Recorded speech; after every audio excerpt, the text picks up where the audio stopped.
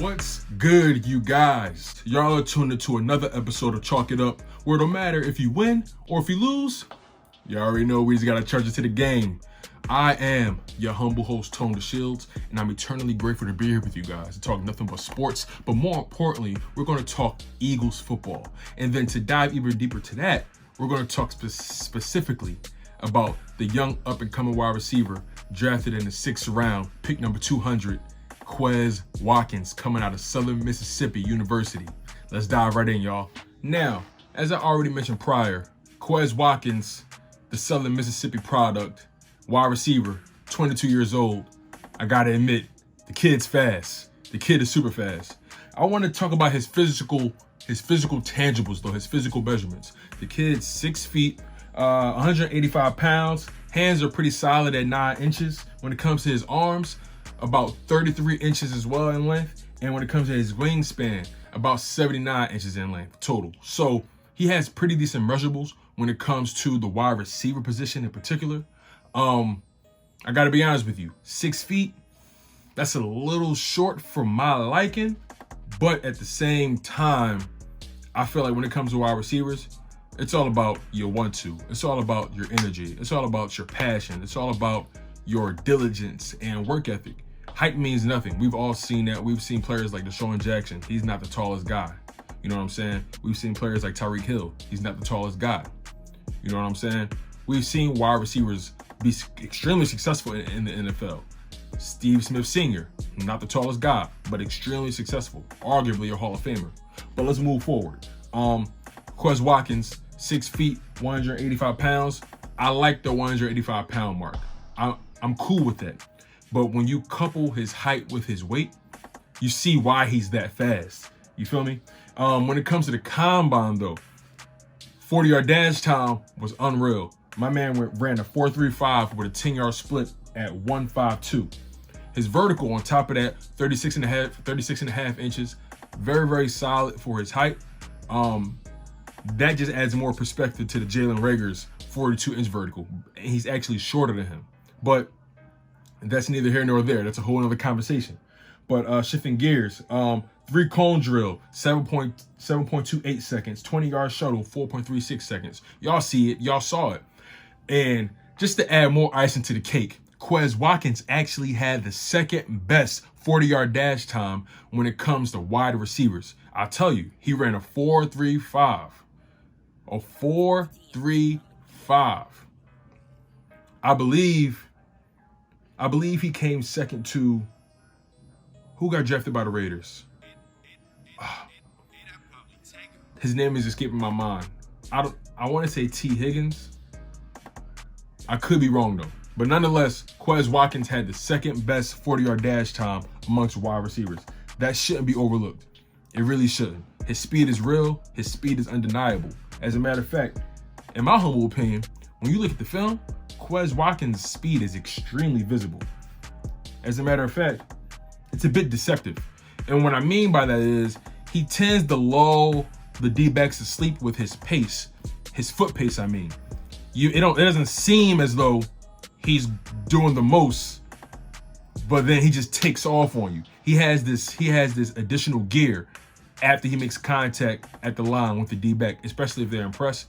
It doesn't really matter what defense they're playing against. His speed is always a weapon because you have to respect it at the end of the day. What I noticed while he was at Southern Miss, he ran a lot of crossing routes. He ran a lot of deep streaking routes. He didn't run too many out routes, but I saw a lot of comeback routes, a lot of deep routes and a lot of comeback routes and a lot of crossing routes, a lot of routes that left him in the middle of the field. And I like that because he's not afraid of physical contact. He's not afraid to get hit. He's not afraid to go up and get that ball. If you really look at his film, he has moments where the ball, he's in traffic and he goes up and gets it, no question. And if you look deeper into the film, another thing I like about him is he's really good at catching those back shoulder throws. He does really well at catching those balls that's really the most difficult to see as a wide receiver, especially when you're being hassled by the DB. On top of that, he's fearless. And like I mentioned with the crossing routes, it seems, in my opinion, He ran a lot of routes that allowed him or gave him the opportunity to be great. And what I mean by that is he ran a lot of routes that gave him a lot of room to make something happen. A lot of short routes, a lot of comeback routes, a lot of screens, a lot of crossing routes, a lot of routes that allowed him to utilize his largest asset, and that's his speed, his quickness, his agility. Again, like I mentioned, the fact that he caught a lot of balls off that back shoulder, I think those are some of his most valuable highlights, because in the NFL, people are throwing the ball deep a lot, but on top of that, the ball is not always going to be in a position where you can just see it directly coming towards you. You feel what I'm saying? He didn't let a lot of balls come to his body. He really caught the ball with his hands.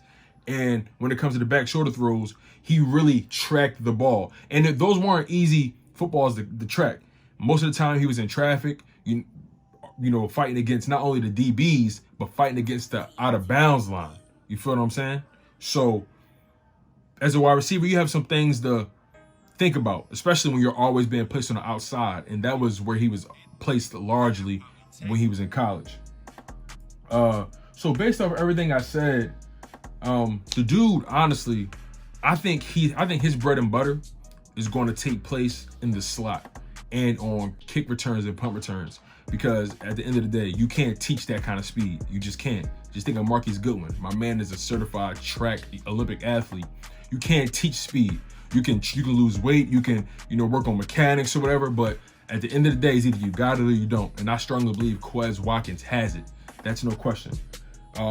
Just based off of everything I've seen from him, combine, highlights, and then post-draft, he actually worked out with Carson Wentz, John Hightower, Jalen Reagor, J.J. Arcega-Whiteside. He really made it a mission to get some reps with those guys. And I also like that on Carson Wentz's part as well.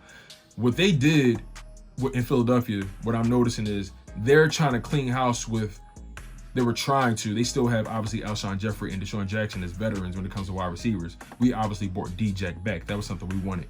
But what they're trying to do, they're trying to cultivate a sort of farm system, they're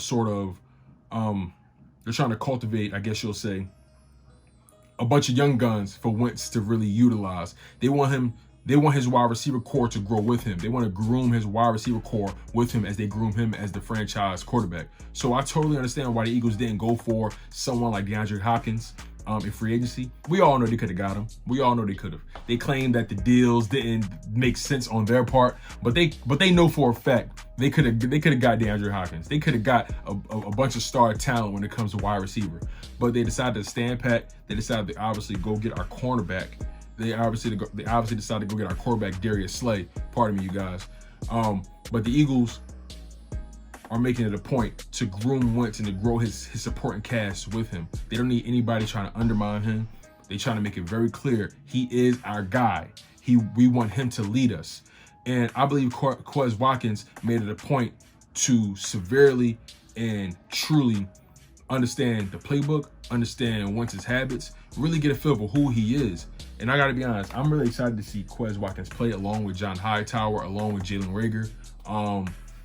The Eagles got a bunch of young skill guys that can really take the top off of offense, and I'm truly excited to see what happens. So we're going to end Chalk It Up on that note. I'm so glad y'all locked in with me. This episode, each episode is dear to my heart because I love you guys. I love sports. I love football. And I love just sharing my heart with y'all. Make sure y'all like and subscribe to the video, but not only the video, the YouTube channel, Tone the Shields II. I love you guys. This is Chalk It Up, where no matter if you win or if you lose, we just got to charge it to the game. I'm your humble host, Tone the Shields. Stay humble, stay healthy, and most importantly, stay hungry. One love, y'all.